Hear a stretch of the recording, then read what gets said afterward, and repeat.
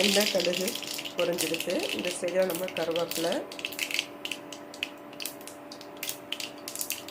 கருவேப்பிலைக்கு முன்னாடி கொஞ்சமாக வெந்தயம், ஒரே ஒரு காஞ்ச மிளகாய் கிள்ளி வச்சுருக்கேன், அதை போட்டுடுவோம்.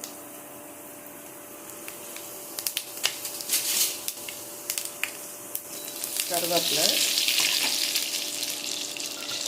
பூண்டு,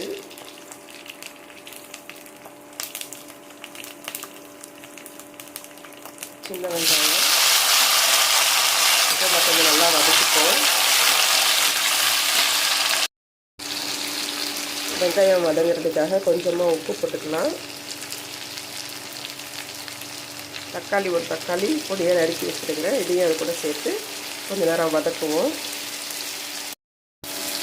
வெங்காயம் தக்காளி எல்லாம் வதங்கி போச்சு நல்லா குழைய. இந்த ஸ்டேஜில் கத்திரிக்காய் கட் பண்ணி வச்சுருக்கேன், இதை நம்ம போட்டு இதையும் வதக்கி எடுத்துக்கலாம்.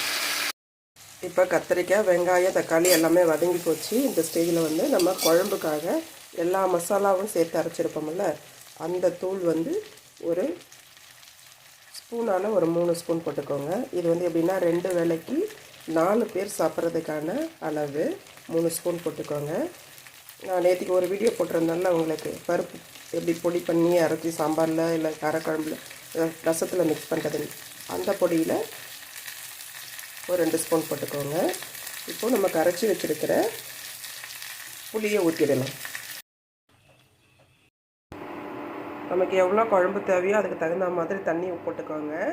நான் 2 பெரிய கிண்ண அளவுக்கு தண்ணி ஊற்றிருக்கேன், 2 வேளை 4 பேர் சாப்பிட்றதுக்காக. உங்கள் வீட்டில் எவ்வளோ தேவையோ அவ்வளோ தண்ணி ஊற்றிக்கோங்க.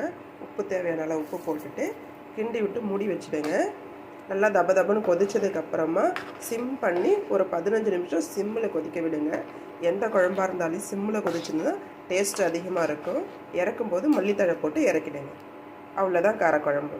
வாங்க சாப்பிட்லாம்.